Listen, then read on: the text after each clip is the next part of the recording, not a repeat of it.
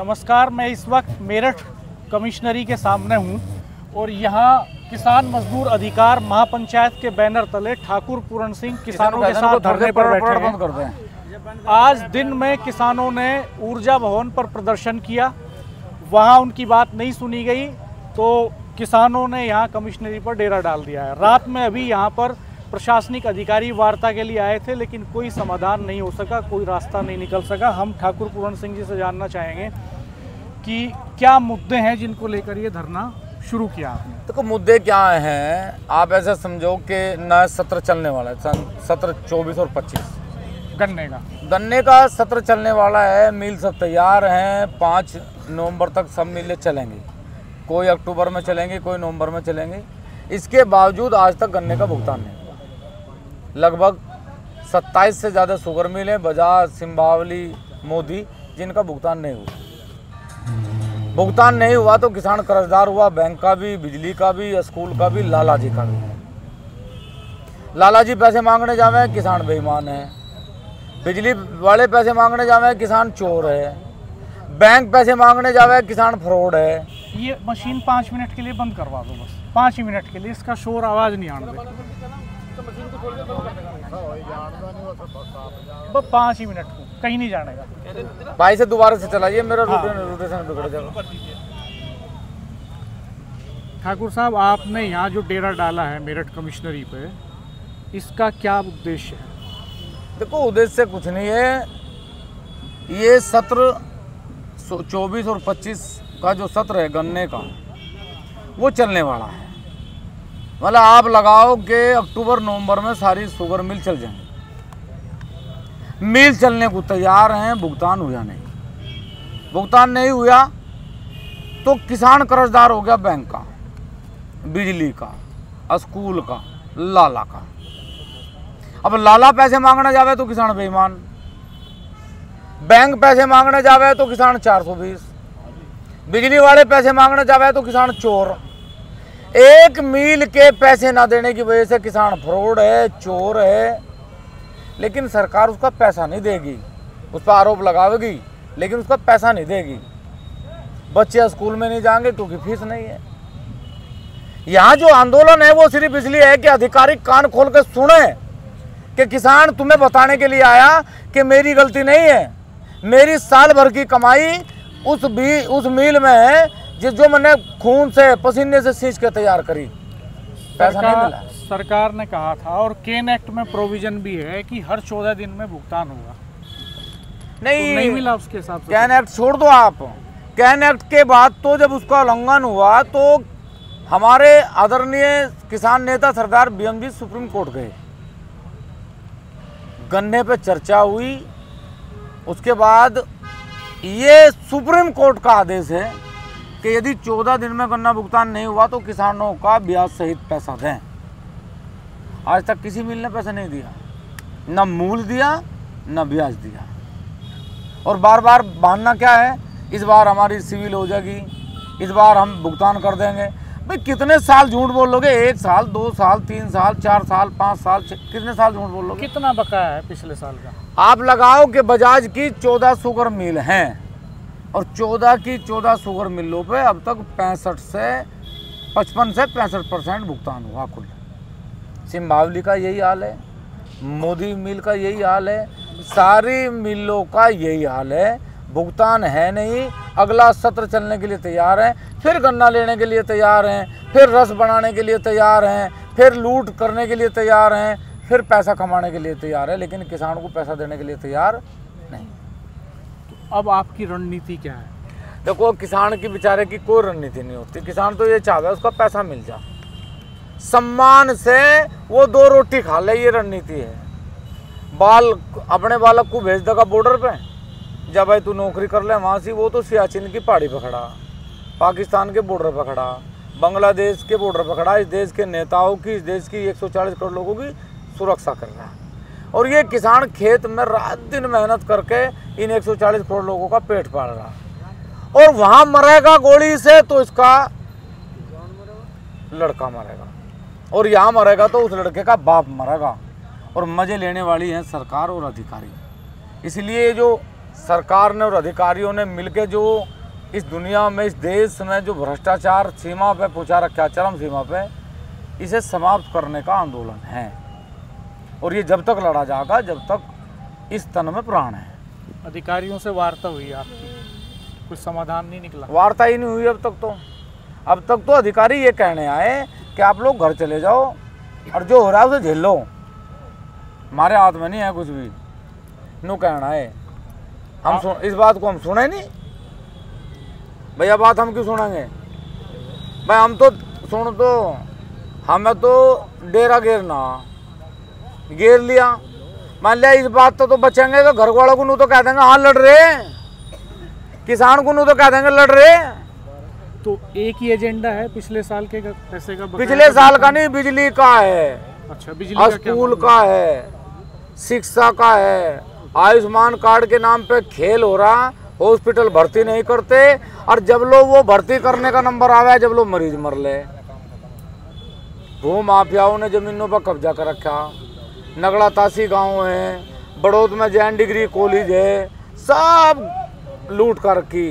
दलित समाज के लोग यहीं बैठे धरने पे, ये बैठे ही इनकी जमीन कब्जा रखी है। भू माफिया ने अखिलेश है, भू माफिया ने जमीन कब्जा रखी है, दर दर की ठोकर खाते फिर रहे। अगर ये अपनी जमीन में जाने का प्रयास करें तो पुलिस ही न पकड़े, और वो इनकी जमीन पर कब्जा कर रहा है। 47 केस हैं, उस पर से कोई पकड़ने वाला नहीं। तो क्यों हो रहा है ऐसा, आपको क्या लगता है? तानाशाही है। सरकार जो है ना, देश में भाजपा की, कांग्रेस की, समाजवादी की, बसपा की बनने लगी। अब उत्तर प्रदेश सरकार नहीं बन रही, भारत सरकार नहीं बन रही, अब क्या बन रही? मोदी सरकार, एनडीए सरकार, योगी सरकार, अखिलेश सरकार, माया सरकार। जिस दिन उत्तर प्रदेश सरकार बनेगी, भारत सरकार बनेगी, उस दिन समाधान होगा। आप क्यों आए हैं यहाँ? ये हमारा पैसे का तो भुगतान हो। कितनी उम्र है आपकी? 76 साल की होगी। तो आपका भी बकाया है कुछ पैसा? हाँ, बकाया है। कितना पैसा बकाया है? 20-30 हज़ार रुपये तो हमारे भी होंगे। पूरे गांव की बात है, गांव की तो है। तो आप 76 साल की उम्र में इतना लंबा सफ़र तय करके और रात में यहाँ मच्छरों के बीच में धरने पे बैठे हैं। बैठे ही रहेंगे, बस इतने हटे थोड़ा ही हम, इतने मेरी बात दिल नहीं हो, इतने हटने नहीं हमें, कुछ भी हो चाहे।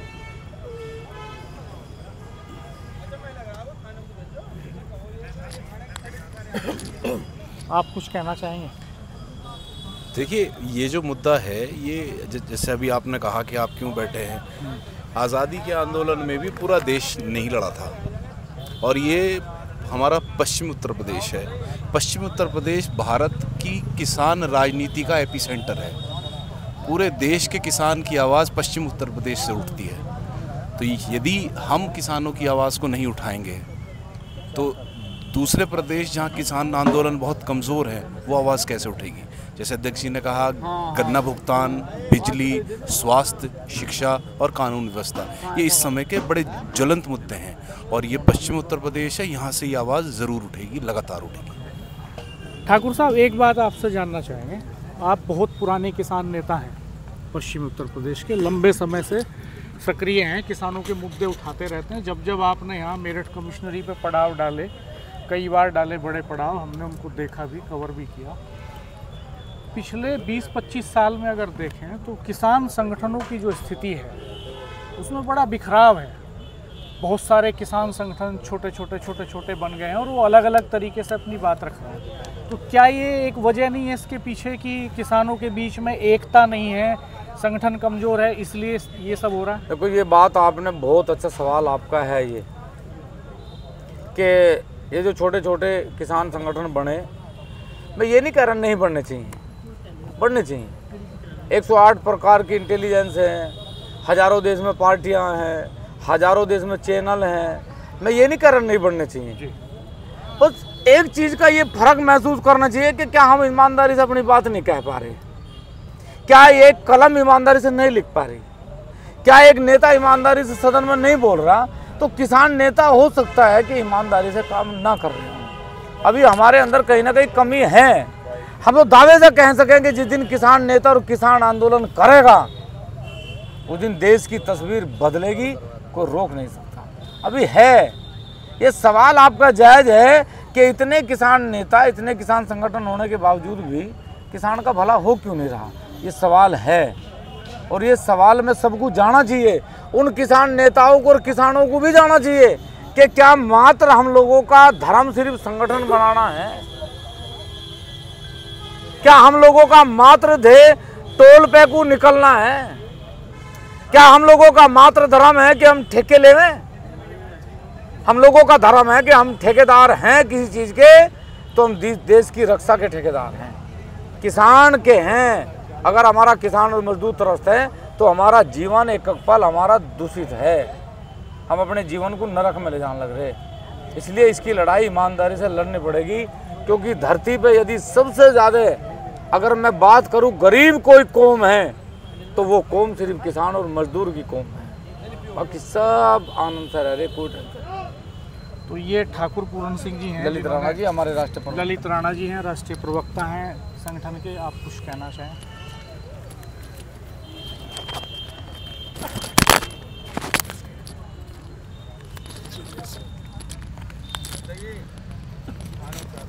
भाई खाना लो जी ललित जी, ले लो बेटा। क्या मसला है? आपने एक मेमोरेंडम भी तैयार किया है, कितनी मांगे हैं इसमें? देखिए मांगे तो 10 है, लेकिन 25 जून को एमडी कार्यालय पर पश्चिमांचल 14 जिलों के किसान प्रतिनिधि मिले थे। तेरे पास भेज रहा पैसे। और उसमें एक सबसे बड़ा एजेंडा 2022 के चुनाव में सभी राजनीतिक दलों ने पहली बार ये हो सकता है इसका प्रभाव रहा हो कि एक बड़ा आंदोलन दिल्ली बॉर्डर पर किसानों ने लड़ा। पंजाब की तर्ज पर उत्तर प्रदेश के किसानों को भी निजी नलकूप बिजली निःशुल्क करने की घोषणा रखी गई थी, और घरेलू उपभोक्ताओं को भी गांव स्तर पर मीटर ना लगा के निःशुल्क बिजली देने की बात की गई थी, लेकिन उसको अमल में लाया गया अप्रैल 2023 से। लेकिन उसके साथ जो हिडन एजेंडा बनाकर भेजा गया है, हिडन शर्तें लगाई गई हैं, और उसमें जो शर्तें हैं 1045 यूनिट किसान को निःशुल्क मिलेगी पूरे महीने में। तो हम ये बताना चाहते हैं कि 1045 यूनिट में 3 से 4 दिन ट्वेल चल सकता है, और ये कोई फ्री फोटो सरकार द्वारा किया जाना इसको नहीं मान लिया जाना चाहिए, तो और महंगा करना हो गया। और अगर उसको किसान रजिस्ट्रेशन कराता है, फॉलो करता है, तो ये 8-10 हज़ार से भी ज़्यादा महीने का शुल्क किसान के ऊपर भार बनेगा, जिसे किसान किसी स्वीकार करने के लिए तैयार नहीं है। उसके साथ साथ जो 10 मुद्दे आज किसानों के हैं, पश्चिम उत्तर प्रदेश से जुड़े हुए हैं, पूरे प्रदेश से जुड़े हुए हैं। सरकार ब्यूरोक्रेसी के कंधे पर चल रही है, ये स्पष्ट हो गया। ना तो पुलिस का भ्रष्टाचार कम हुआ है, ना तहसील और प्रशासन का भ्रष्टाचार कम हुआ है। यहाँ धरना दे रहे हैं बच्चे, धरना दे रहे हैं छोटे छोटे, यहाँ महिलाएं धरना दे रही हैं, भूमाफियाओं के खिलाफ धरने चल रहे हैं, कोई संज्ञान नहीं ले रहा, पैसे का खेल चल रहा है बड़ा। मैं धौलाना तहसील से बिलोंग करता हूँ। धौलाना तहसील आज उत्तर प्रदेश में बदनाम हो गई है। इस 2100 बीघा LMC ज़मीन की बंदरबांट हो जाती है, और वहाँ कोई योजना, कोई कार्यालय बनने के लिए आज ज़मीन उपलब्ध नहीं है, और ये सब तहसील प्रशासन की मिली भगत से सब जगह चल रहा है। और किसी भ्रष्ट अधिकारी को, सबसे बड़ी बात जो आज उत्तर प्रदेश देख रहा है, किसी भ्रष्ट SDM को, किसी भ्रष्ट तहसीलदार को उत्तर प्रदेश के किसी मंत्री, किसी विधायक, किसी जनप्रतिनिधि या जनता के किसी आंदोलन में ताकत नहीं है जो हटवा सके। जांच के नाम पे खाना पूर्ति होती है, फाइल बन जाती है, कमिश्नरेट में जमा हो जाती हैं, एक साल में उनका परिणाम तक सामने नहीं आता है। तो ये सब जनता जो त्रस्त है ना, वो समाधान चाहती है, और समाधान के लिए यहाँ आज 8000 से ज़्यादा किसान प्रतिनिधि 17 जिलों से यहाँ पहुँचे, दिन भर यहाँ पड़े रहे, और कोई भी सरकारी ऐसा अधिकारी बीच में आके संवाद के लिए नहीं पहुँचा है, और सभी लोग निराश लौटे हैं। आज प्रतिनिधि कुछ यहाँ रुके हैं, धरना शुरू हो गया है। दिवाली के बाद 5 तारीख को एक बड़ी पंचायत पश्चिम की यहाँ होगी, और एक बड़े आंदोलन की शुरुआत यहाँ से होगी, क्योंकि हर व्यक्ति त्रस्त है, कोई सुनने वाला नहीं है। और ब्यूरोक्रेसी इस समय उत्तर प्रदेश की फेल हो चुकी है, मनमाफी काम कर रही है, और वो किसी के भी दबाव में नहीं है। और पैसे का इतना बड़ा खेल चल रहा है जो ऊपर के लेवल पर शायद नज़र नहीं आ रहा, लेकिन नीचे कोई काम बिना पैसे के नहीं हो पा रहा है। धन्यवाद ललित राणा जी। ये ललित, और दूसरा एक पॉइंट आपने बड़ा अच्छा जो कहा है कि नलकूप का जो फ्री बिल वाला इशू है कि नलकूप फ्री कनेक्शन बिल फ्री कर दिया गया है, उस पर कोई बिल नहीं है, और आप कह रहे हैं कि वो किसानों के साथ धोखा है। तो किस तरीके का धोखा है किसानों के साथ? थोड़ा देखिए, उसमें शासनादेश आया है, वो MD कार्यालय से हमें मिला 25 जून को। उसमें उन्होंने 1045 यूनिट की बात की है, जो किसान रजिस्ट्रेशन प्रक्रिया एक चल रही है। जैसे ही सभी किसानों की रजिस्ट्रेशन प्रक्रिया पूर्ण हो जाएगी, उसके बाद ये मीटर लगाने की योजना शुरू कर रहे हैं। उसके तहत 1045 यूनिट जो बताई गई है निःशुल्क मिलेगी।